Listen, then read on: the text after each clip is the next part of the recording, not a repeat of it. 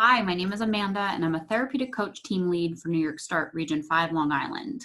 And amongst many things, I am a self-care enthusiast. Today, I'm going to share with you a bit about why self-care is so important as a daily practice, especially at such a time like this. Most of us have found that our routines are completely disrupted, and we may be left unsure how to carve out time for ourselves amidst such uncertainty. And with emotions high, we need that time now more than ever. So first off, what is self-care? We see that phrase thrown around a lot. Maybe you equate it with bubble baths, candles, and a glass of wine. And sure, that absolutely can be self-care, but it does not capture the totality of what self-care really is. So here are a few categories that encompass what self-care and personal wellness are. I've broken it down to physical, emotional, spiritual, social, and environmental. Physical health encompasses taking care of your body physically in terms of health and optimal functioning.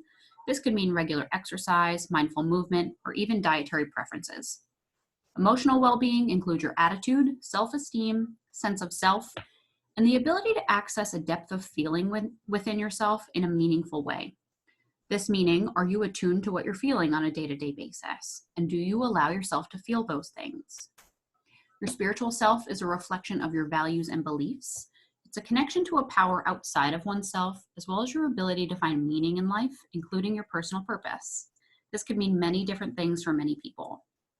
Social wellness includes your meaningful connections with others, as well as your interpersonal skills and attributes.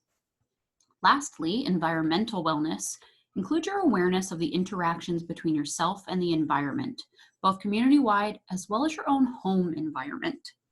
How do you care for these spaces, and what are you responsible for? Maybe you're a huge proponent for recycling, or maybe you have a garden to tend to at home. And of course, wellness is not limited to these categories, as this is just a foundation. I'm sure you've heard the expression, you can't pour from an empty cup. Self-care is important so we can revitalize and rejuvenate before taking care of others.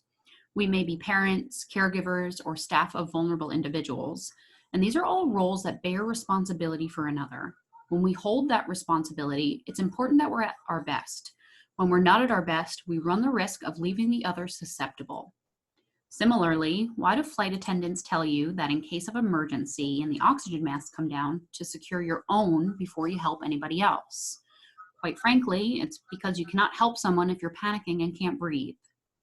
So think of self-care as providing oxygen to yourself. It's a life force, and we need it to sustain our day-to-day responsibilities, especially those who are in the helping profession or are caregivers. So let's talk about burnout really quick. What is it? Burnout's a state of emotional, physical, and mental exhaustion caused by excessive and prolonged stress. It occurs when you feel overwhelmed, emotionally drained, and unable to meet constant demands. So what happens when we're burnt out?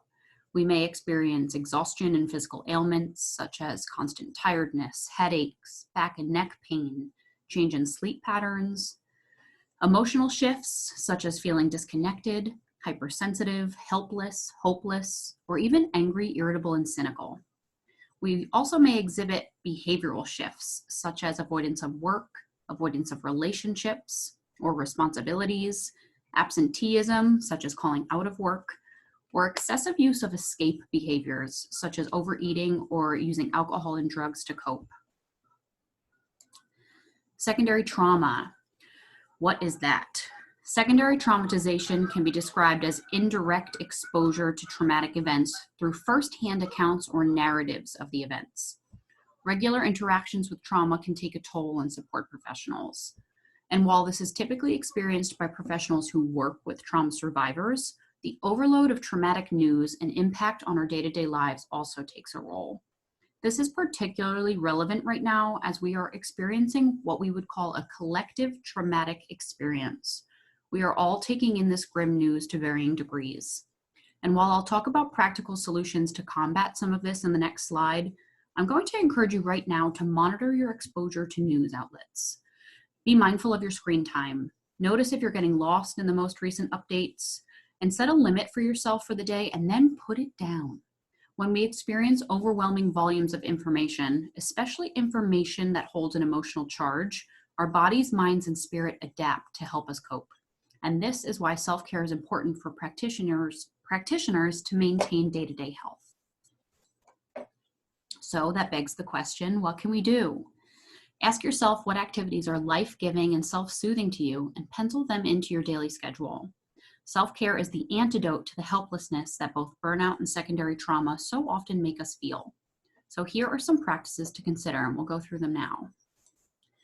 First one I have listed here is routines. Routines can be the cornerstone to success. Try to integrate small routines into your day. These don't have to be overly planned out or complex.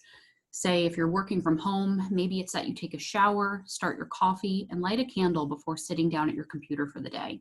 Set the stage for your most ideal day. Our brains love consistency, so routines can be ritualistic and inherently meditative when done over and over again. Next, creativity. Get creative.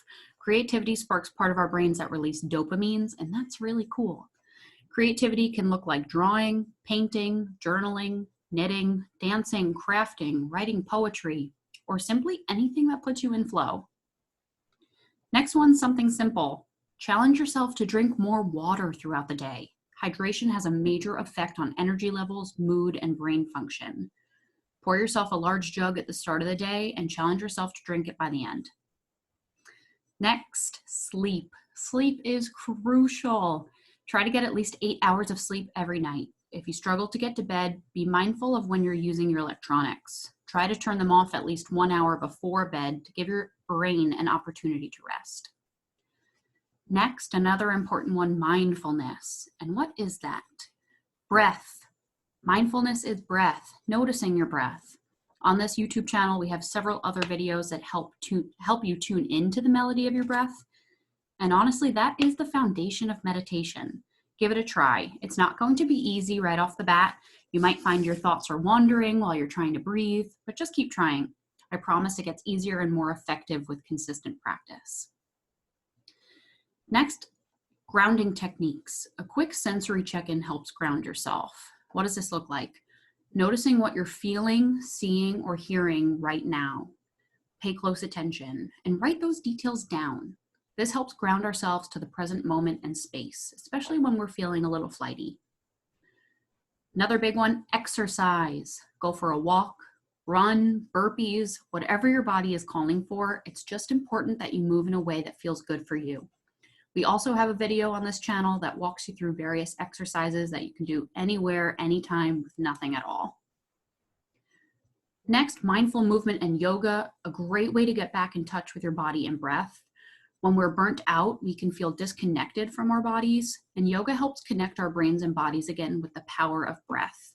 Again, we have another video on this channel that walks you through some powerful yoga movements and breath work. Next one, I have talked about this already, but I cannot stress it enough. Take time away from screens. Be conscious of the amount of time spent watching news. Remember the secondary trauma I talked about earlier. Take breaks from the media, and this also includes social media. While it's crucial that we're informed of important regulations, it's also imperative that we take breaks from the constantly shifting news. It'll all still be there when we return. Next, spend time in nature. Go outside. Vitamin D is so powerful. Take a walk around the block, sit on your deck. A couple of minutes a day makes all the difference. Another simple one, music. It's a very powerful tool that has mood boosting qualities. Maybe you put on your favorite album while cooking tonight. Something simple. Next, connection. Connect with somebody. Community is very powerful, especially at a time like this. In this modern day, the possibilities are endless, and it really has never been easier. Try Zoom, FaceTime. You can even find a virtual support group online. Anything you're looking for. Next, solitude, also equally as important. Maybe taking 5 minutes alone in a dimly lit room, close your eyes, no pressing concerns. Maybe you want to try a meditation or visualization practice if you feel ready. Another plug, we have a few of those on our channel. Lastly, tending to your personal space. Honestly, sometimes self-care can be as boring as changing your bed sheets. Focus on what you can control. The outside world may seem very unsafe right now, so try to adjust your space in such a way that feels comfortable and space. Cultivate this however you can. Maybe that means aromatherapy, candles, opening the windows, or even arranging that junk drawer. Now for the fun part. Non-negotiables. These are activities that absolutely cannot be negotiated throughout your day. They're not contingent on your productivity, such as, well, if I get this done, then I can do this. No, this is something that you are carving out time to do in your day, no matter what. I'm going to say that again. No matter what. No matter if you don't feel like you've earned it, or if your work isn't done, or if you haven't met that deadline, or if you still have to cook and clean, and no. This is a non-negotiable, and this is for you. I'm going to challenge you to identify just one non-negotiable for the upcoming days and hold yourself accountable. If you struggle with this, maybe tell a loved one what your non-negotiable is and ask them to help hold you accountable. These don't have to be lofty, so don't set yourself up for failure. Start small and doable. For example, my non-negotiable for the day was to get at least 15 minutes on my yoga mat. Could I have set it as get 75 minutes on my yoga mat and transform my living room into a hot yoga studio? Sure. Would I have been successful? Probably not. Work yourself up if needed, but definitely start simple. Maybe your non-negotiable for today is 10 minutes of alone time after the kids are put to bed or after your shift ends. Maybe you sit in your car for 10 minutes before going inside. Start small, work yourself up in increments, and do trust that little actions add up to big change. Lastly, just a friendly reminder that self-care is not selfish. You are important and worthy of care. So please prioritize taking care of yourselves and do be well.